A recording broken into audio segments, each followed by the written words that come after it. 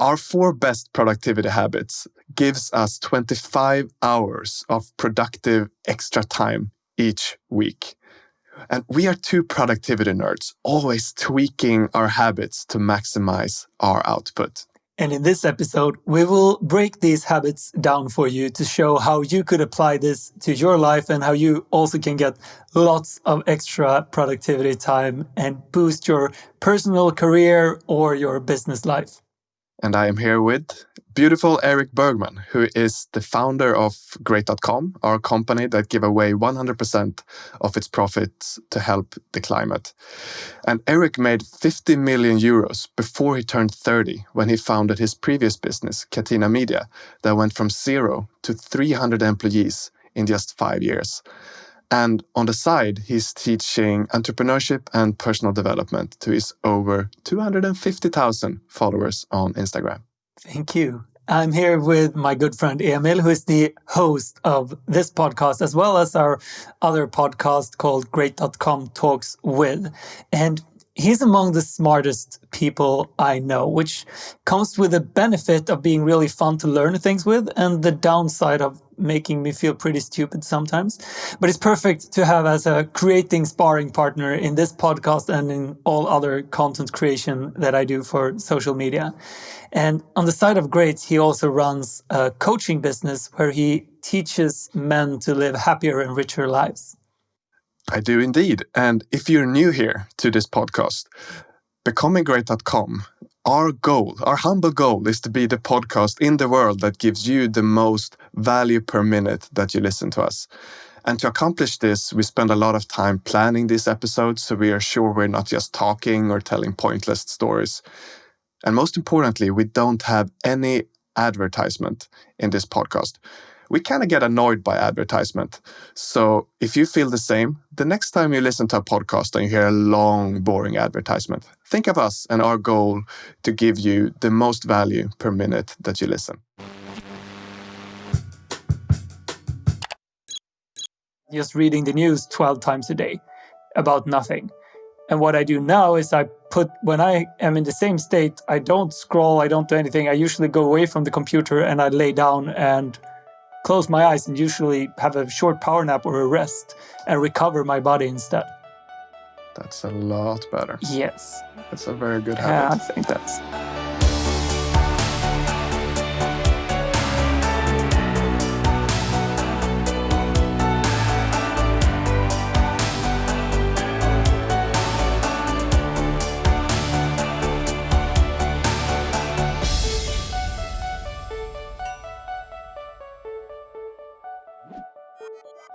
Today's episode is divided into 4 topics. In the first one, we're going to look at how Erik gets 2 hours of extra time every night.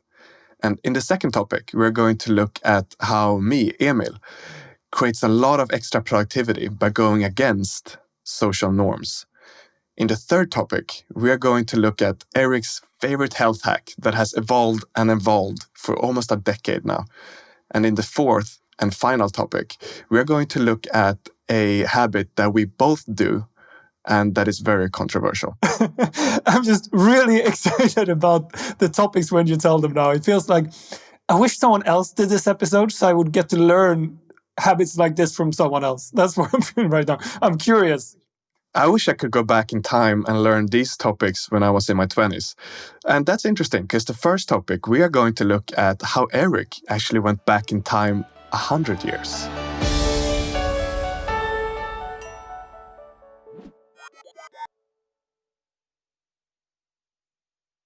So Erik, tell me now, what are you going to do with the time machine that you invented? What I'm going to do with it? Well, I can tell you what you're referring to at least. I can say 6 months ago, and for most part of my adult life, every evening have looked very much the same.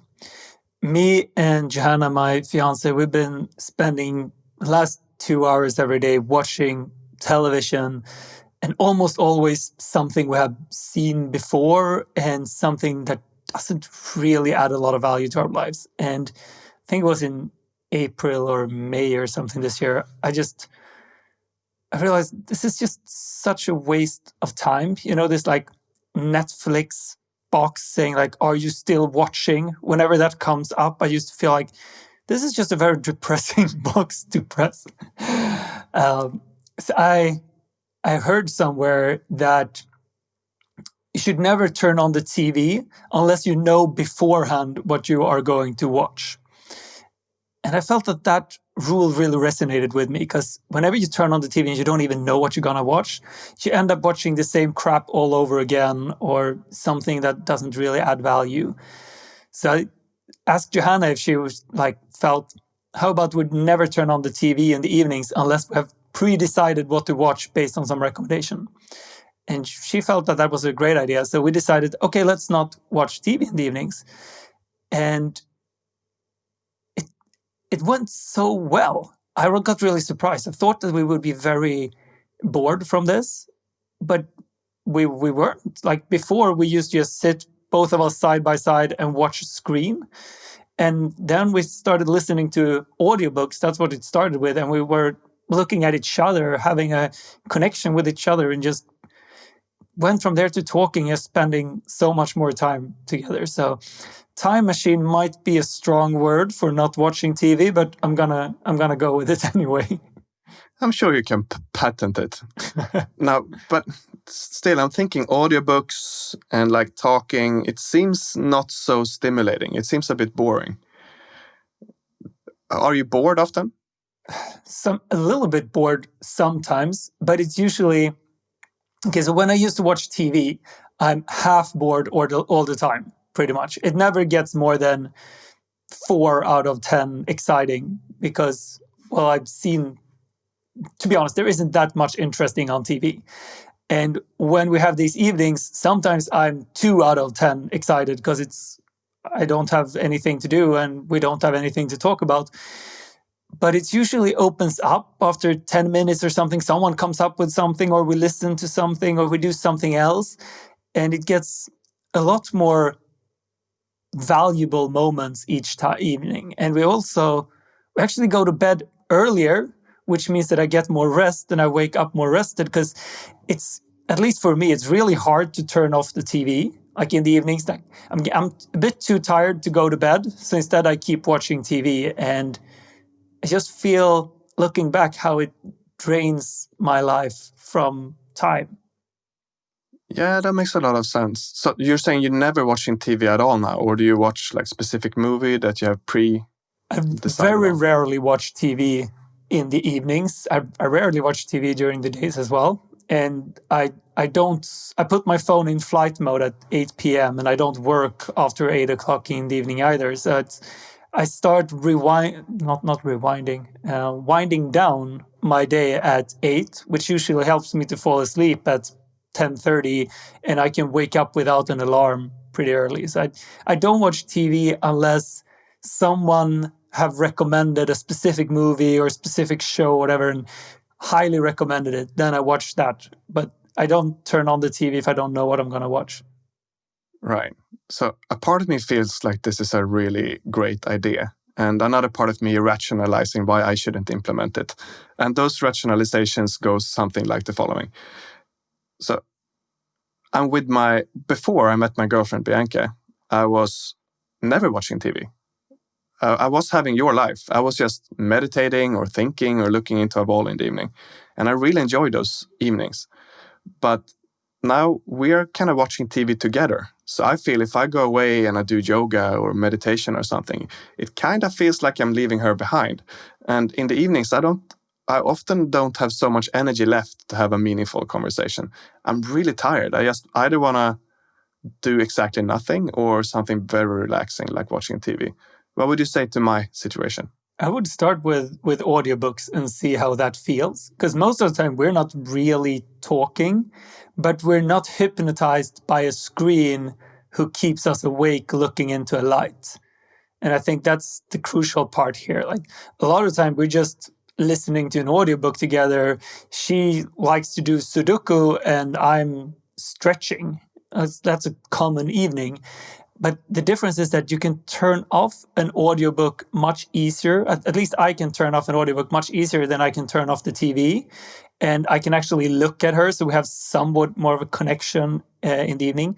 And I have a lot more books that I really enjoy listening to than I have TV series that I haven't already watched or seen. So it actually becomes more meaningful and entertaining just to listen to the books and less hypnotizing, because at least to me, the TV is hypnotizing. If I'm in a restaurant and there is a football game on, even though I don't like football, I don't care one bit for football, I struggle not to stare at the screen because it's so hypnotizing. So this has been a crucial element about this, is to not have a screen. We don't necessarily need to have deep conversations anyway, but at least we're not hanging out with the TV. Got it. I can see how this is a huge improvement in your evening routine. Yeah, I'm very happy with it. I think it definitely gives me 2 extra hours of... It really feels like I've gotten 2 extra hours of time, because now I take a long walk. We take long walks almost every evening. We listen to books together. We go to bed earlier. We get more rest. It really feels like I somehow found 2 extra hours every day, and among the best habits I've ever implemented. Beautiful. Do you have something more you want to add on this, or would you like to move on? I highly recommend people to try it. I agree that it sounds boring, but I highly recommend to try it, at least for a week, and see how it feels. Now we can move on. So let's look into you then. What is it that Emil does that saves him a ton of time by going against the social norms?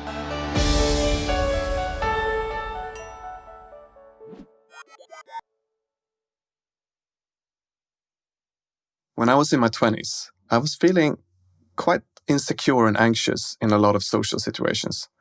And I was also very stressed a lot of the time because I was working as a professional poker player and I had adrenaline coming out of my ears.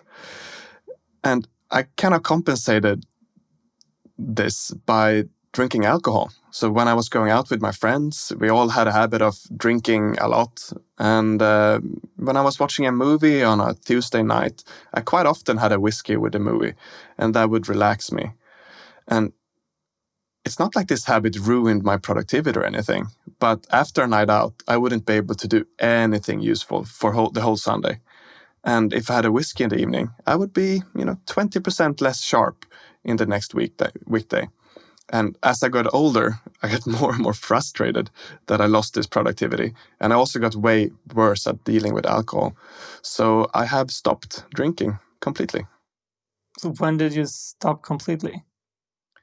3.5 years ago. Was it something specific that happened to take such an extreme decision? Yeah, I was actually talking with a spiritual teacher. I had a one-on-one call with one of my role models. His name is Matt Kahn. And we were talking about sobriety and how that is a really direct path to develop spiritually. And I trusted in him very much and I tried it out. And then I guess kind of a similar thing happened as with your TV example, that I, after a while, started saying, wow, I get so much benefit out of this. So was it hard to stop? Yeah. So I didn't want to stop, really. So when he brought it up, I had a lot of resistance. It felt like fire burning in my body from even the idea of stopping completely. So you wanted him to be wrong? No, but it was more like I really trusted I really looked up to him. So his influence kind of overpowered my resistance.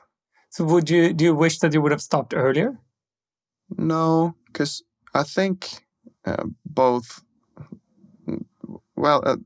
drinking was helping me with my social anxiety. So it's a quick fix, right? So I would drink and then I would act in a different way than I would do normally. And I would start asking myself the questions. Why can't I act like that always? Why am I feeling the way I do? What's the difference here? So it kind of helped me in the beginning, but I think over time it becomes just a crutch. Okay, so you're 32 now and you stopped 3 years ago. So you were 28, 29, something like that when you stopped. And you don't wish that you would have stopped earlier. Would you still advise a 22-year-old to stop drinking? Actually, if I could go back in time, I would like to never started in the first place. I remember when I was in the 7th grade in school, I was in really good physical shape. I came third, I think, in a 6-kilometer race with the whole school in my first year of high school. And this was people from 7th to 9th grade. Oh, so they were much older than you. Yeah. So I was running 6 kilometers in 21 minutes when I was in 7th grade, which is super quick. And then in 8th grade, I started drinking and I ran the same race in 25 minutes. And in 9th grade, I ran it in 28 minutes. And that was just because I started drinking. Well, not just, but mostly, I would say. Okay, so you would give anyone the advice to stop drinking then, regardless of age, even yourself at 21? I think my answer felt vague, and it's that I don't spend time wishing that things were different. That's a good answer. So that's why I had a resistance against it. But if I could go back, I would not like to start drinking. So it's kind of a quick fix for social anxiety and whatever, instead of taking the longer journey of personal development or learning social skills and building confidence. Yeah, I mean, the trick to be confident is to be more okay with feeling uncomfortable. Yeah. So alcohol is really stopping that process. So how come you have chosen the extreme route of not drinking at all? Let's say I have a habit of sometimes drinking a whiskey when I watch a movie. If I then watch the same movie and I don't drink the whiskey, I have a thought in my head that is saying this moment could be a little bit better. So for me, it creates a subtle energy of dissatisfaction. And also, if I do drink, then I have that voice in my head that is saying, but we could have a whiskey now, but no, then I'm going to feel tired tomorrow. How much should I drink? Blah, blah, blah. And it's so much thought around it. And it's so much waiting to feel a different way. Like when I go to a party now, my good emotions comes from talking with people and pushing my comfort zone a little bit and joking. It doesn't come from a substance. I like that perspective. Like it takes decisions away that makes it easier. Personally, I've never really had a positive association to alcohol. I used to drink to fall asleep when I was working the most. And I wanted to stop that, and I never do that anymore. But I still drink a little bit at social occasions and whatnot, but I've never had a very positive association to it. So one of the reasons why I'm almost never drunk, but I don't have that experience of this moment would be a little bit better if. I can't relate to that one when it comes to drinking. Right. So when I stopped, I didn't drink much. I had a couple of drinks when I went out with my friends, sometimes a glass of wine with dinner. But let's say I'm out with my friends and everyone is having a drink. Then I'm thinking, but I want to do stuff tomorrow. And if I drink, then I'm going to be tired. But I want to be part of this group. And all of those thoughts are just not there. I can see that. And then it's easier to just say, I don't drink, than to say no to every suggestion about a drink. Yeah, I'm just saying I'm sober. What do people say when you say that you're sober? People get inspired. They do? When I stopped, I was convinced that people would call me boring and think I'm lame. I was preparing myself to having to deal with that, but it just never happened. It literally never happened that someone treated me as boring. And I was out on a party, a techno party a week ago, and I was out sober, and I think 5 people asked, so why are you sober? And I shared my perspectives, and I said, wow, that's really inspiring. And I don't think anyone is going to stop, but maybe it plants a seed or some kind of inspiration happens. I like that. So you would recommend anyone to try this habit then? Yeah, so instead of just going cold turkey like I do, try to cold turkey? Go out. Cold turkey, it's an English expression. I didn't know that. You just completely stop from out of nowhere. I never heard. Okay. Are you not watching Friends? Cold turkey in Friends? Apparently not. Okay. Well, so before I stopped, I started going, even when I was drinking, I was going out on my own, sober, just to practice dealing with the social anxiety. So you don't have to quit right away, but have some nights every now and then when you're sober. So you know that I'm not dependent on this substance to feel okay in this environment. And that might make it easier to quit down the line. I like that perspective. So let's say you're worried that your friends think that you're boring. At least take an evening to go out and let the purpose be to practice being out sober rather than have fun. And it's okay to take it as a practice round. Yeah. Practice having fun sober. Yeah, practice, but you're taking away the social pressure then. That's what I'm referring to. Like you can practice have fun sober, and it's hard to go out alone regardless, even if you're... Yeah. I mean, when I was 24, I couldn't imagine that it would even be fun to go out sober. Yeah. So how much time do you think this saves you in added productivity? Well, just take a Saturday out, for example. Then I lose my whole Sunday of productivity. And I usually like to do some stuff on a Sunday. So maybe that's 5 hours of time where I could be doing something productive. And then I would spend money, of course, on a taxi and on drinks. And maybe, I don't know, maybe I spend $100. And yeah, for you listening, ask yourself, how much time does it take for you to make $100? So then you add that into the equation. And, taxi cost, I take the car to the party, take the car home. I'm everyone's hero when people are tired. I love that. Everyone's hero. That mate comes, hey, can you drive me home? Yeah, sure. Let's stop by McDonald's. Yay! It's the best time ever to make someone a favor. I can see that. Everyone be very, very grateful. So is there anything else you'd like to add here? Yeah. How come you're not doing this? Because I know you drink sometimes. So I think a big part is just what we touched upon. I've never had that very positive association to alcohol. So it's never been a problem for me not to drink, and I'm almost never drunk. So I kind of do this, but I'm not doing it in the cold turkey saying no all the time thing. But for example, when I go out dancing, which I do frequently, I don't drink, but I don't identify as a sober person. But I often drink water because I prefer it. Yeah, and I think this is a personality type thing. Some people work really well with having very strict rules. And people like you, Erik, you don't like rules. You want to be flexible. I work really well with rules, and I use it for a lot of things, like fried food and pornography and sugar mostly. So you do them every day. That's the rule. Exactly.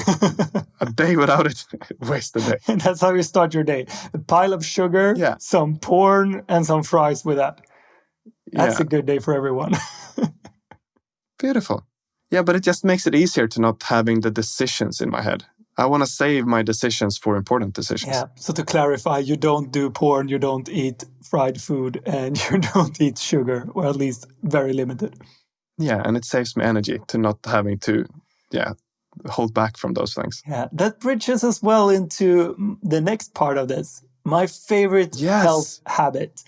And this is the thing that I've developed constantly, it evolved over, it's almost a decade now.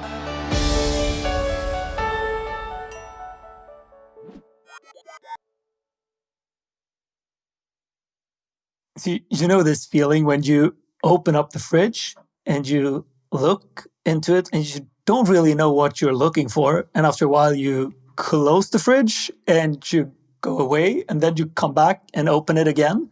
And definitely not take a piece of Lindt 90% chocolate. Yeah.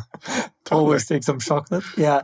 So I think that used to happen to me a lot. Go to the fridge, not really know what I'm looking for. I'm hungry, but I'm too lazy to kind of fix some things. I took maybe a piece of chocolate or some small snack and not really getting anywhere. And this frustrated me. I've never been a big fan of food. I've never been a cultural person interested in food. If I could take a pill and just not needing to think about food, I probably would, at least a lot of the days.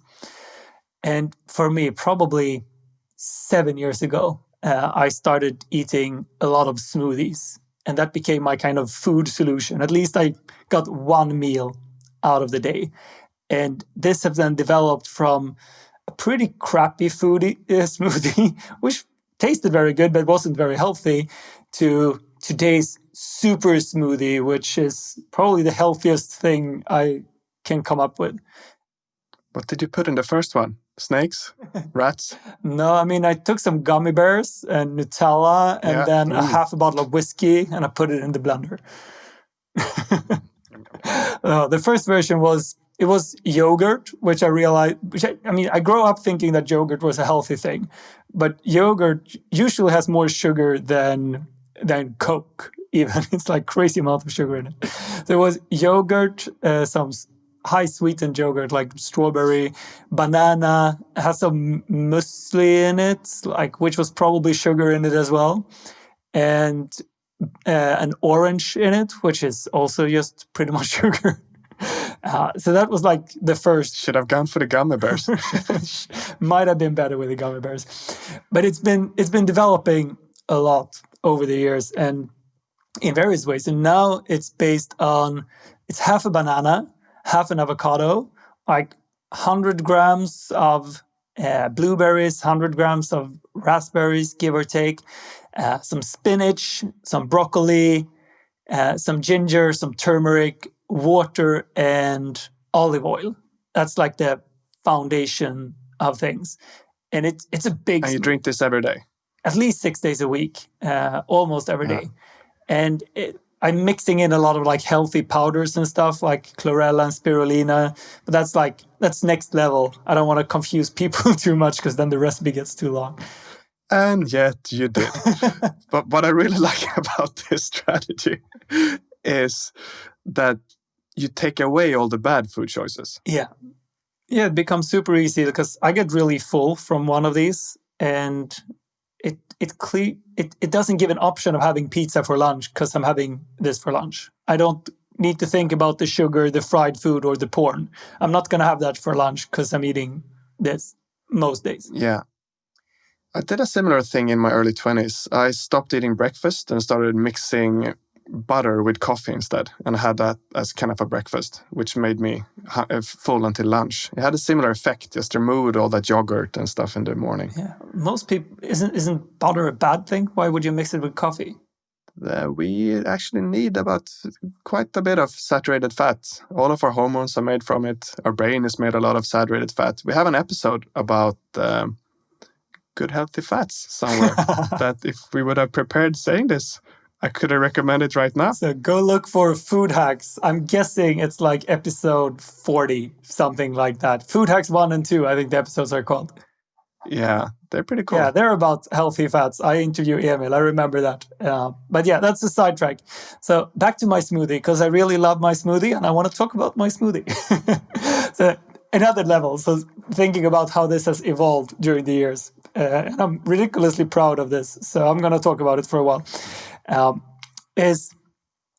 actually pretty annoyed that I didn't realize this earlier, but it was how much I could prepare beforehand. Like now, I usually do 20 bags of everything that is in it, the smoothie, except for the water and the olive oil, and I put them in the fridge. So I do 20 bags at the same time, which means that to just do a smoothie, it's pick up the bag from the freezer, put it in the blender, pour in the water, pour in the oil, press start. It's a 1 minute exercise that saves me so much time. It saves me the decisions. It saves me thinking about what to buy in the store because I pretty much just buy things for smoothies. The other food Johanna takes care of. And it keeps me healthy. As you said, I don't do any of the really bad food choices. And every day... And you're not going to get tired after lunch. No, it's good. And I usually, it's a really big smoothie. It's over 1 liter. And like today, I still have some of it in the fridge because I didn't finish it. I never take it, so I'm super full. I drink half of it, 2/3 of it, and then I leave it until I'm feeling a bit hungry again, and I go and finish it. So it saves me the kind of snack, which previously would probably have been a Snickers or Mars bar, and now it's the other part of the smoothie. So what would you say to someone listening? Get the smoothie. Definitely try the smoothie. I know you don't do the smoothies. Why don't you do the smoothies? I wouldn't take the pill. I really do like food. And also my girlfriend Bianca is cooking for me. I take care of the dishes. And I like hot food. But I kind of do it in the morning. And if I wasn't with Bianca, I would be eating like kind of similar things every day. That is just focused on being healthy for lunch. So I would have a similar philosophy, but a little bit different. Yeah. So my advice take away choices. My advice to anyone is at least try it, see what you think about it, If you're anything like me and you want to maximize your life, it saves a lot of time and headache. It saves at minimum 30 minutes a day for me in different kinds of decisions and stuff. And I'll put the recipe in the description of this episode for anyone to go and see it later, and do try it. Now let's move on to a habit that we feel deeply convinced is a good habit, but that most people that we speak to thinks is pretty stupid.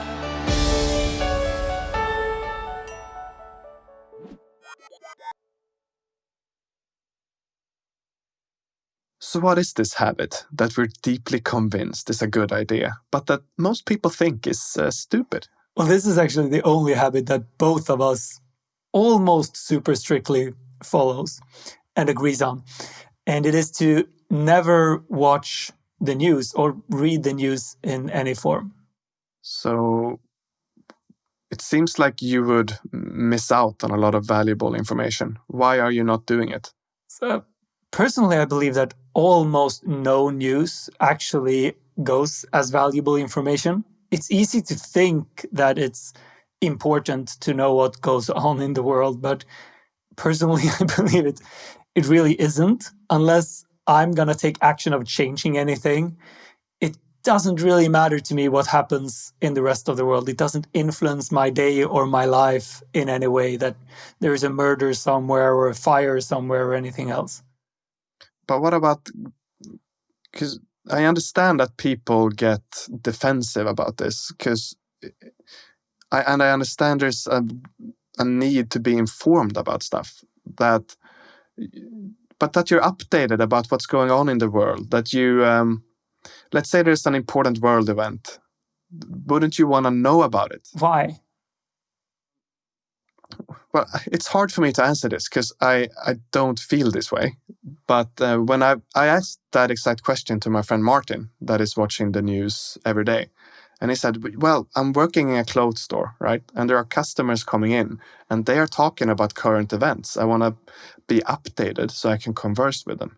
Okay, I can buy into that argument. I would rather be good at switching topics and being better at social skills than doing this. But I can see that if you're in a clothing... And if you want to be good at that, go back 4 episodes and listen to our 3-part series about the most important social skill, where you will learn everything about that. You're getting good at tipping about episodes. Yeah, so I can see that there are extreme situations where it would be beneficial. Like when Corona happens, you might want to know about that. But the world is going to tell you anything that is actually important. The world is going to tell you about. If you work in a clothing store, sure, you might seem a little bit stupid if you don't know what's going on, but you could also ask, oh, I didn't hear about that. Could you tell me about it? And you'd kind of go around this. But personally, I believe that people want to read the news because it's an easy way of thinking that you're doing something productive. Like you can visit, when your brain is tired, you can visit some news website and you just distract yourself instead of doing something productive. And if you tell yourself that this is important, if you tell yourself that you're learning things, you kind of feel that you're using your time in a productive way, but you really aren't. You're just feeding yourself with depressive stuff, pictures of horrible events. And personally, I don't believe that it would have do any good for my life, at least. And I take the risk of being stupid in some situations. Yeah, the thing is that most events is stuff that is so far away from you that it might as well have been 3,000 years ago. Yeah. You cannot do anything about it. But if you spend the same time reading a book or listening to the Becoming Great podcast, you would learn stuff that is useful for you. Yeah. Yeah, but I still hear most people when I say I don't read the news, it's like, how do you stay updated? And they get like defensive and say, why would I want to stay updated? Yeah. It's a hard thing to grasp. But how much time would you say that you save from not reading the news? So I would like to look at it as more that I say productivity and I say flow state. Like I'm horrible at multitasking. Like I'm very good at focusing, I would say. but I'm very bad at multitasking. I'm so sensitive that if I'm focusing on something, it takes me 10 minutes to get into the task, and then everything else melts away. But if I start thinking about current events like Corona or Trump or anything that is upsetting, I will just lose my flow state. And that's my most valuable time. See, If I start the day by reading the news, so right now my routine is something like this. This morning I had a YouTube video I was scripting. So before I went to bed the night after, I said, I want to write this specific thing tomorrow. Let's dream about it. I wake up, I try to remember my dream. This night I was bitten by a scorpion, so it didn't really work out. But sometimes I get really good ideas. Just to clarify, you get bitten by a scorpion in a dream. Yeah. I'm here talking, right? No. We need dream adventure in this country. We have no dangerous animals. But anyway, yes, I get up and meditate. And with the inspiration from my newly refreshed brain, I go and sit down and I write. If I open a news site at that point, I'm going to be thinking about things that are so unrelated and also very negative. They're going to hijack my valuable attention at that point. I think that's a very good description of things. I feel similarly, but about sleep. So if I watch news before I go to bed, it's the same thing. I have so many things to think about that doesn't do any good for me, doesn't add any value. It's usually really horrible things.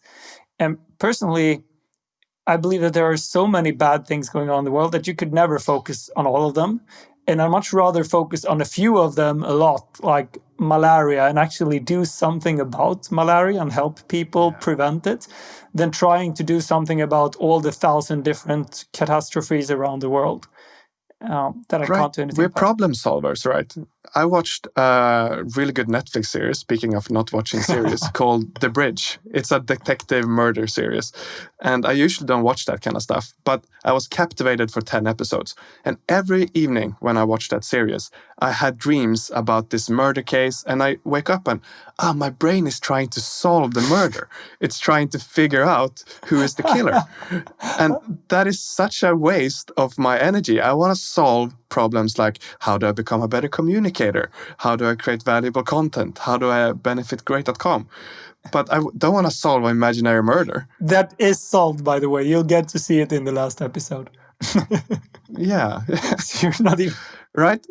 But the same thing happens if I watch the news before I go to bed, right? Then my brain, something is being communicated that's urgent, very important. We need to solve this. And then my brain starts trying to solve it, but I can't solve that problem. Okay, so to sum this up, you're saving time because you're not reading the news, but more importantly, you save energy and focus because you're not getting a lot of input from weird events that you have no influence over whatsoever. And it will improve your sleep and general well-being because you're not going to be thinking so much about negative events. And the possible downside is that you might look a little bit uneducated in some situations, especially if you work in a clothing store. But that's the only downside, really. Yeah, I think there are less downsides than you might think. So when you started this, was it scary to stop watching the news and stop being updated? No, not at all. Why did you do it? I read in Tim Ferriss's book, 4 Hour Work Week. I think this was like in 2012, 13 sometime, that he's like, I don't read the news. I'm like, if he's not reading the news, why should I read the news? And I just stopped. And I think the hardest part was to not just go and waste time scrolling on news sites when I was feeling unproductive in front of the computer. Because this was kind of pre-Facebook feed time when Facebook really got addictive, or Instagram. And what I did when I wasn't having any energy was going to a news site, just reading the news 12 times a day about nothing. And what I do now is when I am in the same state, I don't scroll, I don't do anything. I usually go away from the computer and I lay down and close my eyes and usually have a short power nap or a rest and recover my body instead. That's a lot better. Yes. It's a very good habit. Yeah, I think that's... So do you have something else to add on this before we wrap it up? Please try this, you listening. I promise you that this is among the best things that you can apply in your life. I'm so happy that I'm not watching the news. That's definitely among the best things that I've done. I agree. So, what is the last piece of value you can give to our beloved listeners on this jolly good day? It's jolly good day. It's a good expression. Jolly.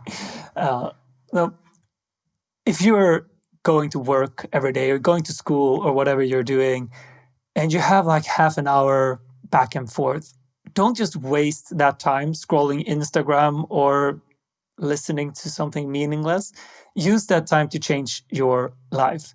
Listen to either a book that teaches you things or to a podcast, and maybe a specific podcast called becominggreat.com, which is amazing and brilliant and super awesome. And if you haven't heard all of our episodes, this is now episode 75 or something. So we have a long back catalog with value. So whenever you're stepping into your car or you see the bus coming or the train or whatever it is that you see, think about our podcast and think about our goal of giving you the most value per minute. And pick up your phone and find one of the episodes you haven't heard and start changing your life. And Emil, if someone wants to help us out and they feel they get value from us, what can someone do to help us grow? Right. Something that would be super duper cool if you did was that if you went into your podcast app and press subscribe. And that would really help us because we're still a small podcast. But we get into podcast top lists if we have a lot of subscribers in comparison to our viewers. So even though we are tiny, we can still get in there and have a lot more people discover our work and our conversations with your help.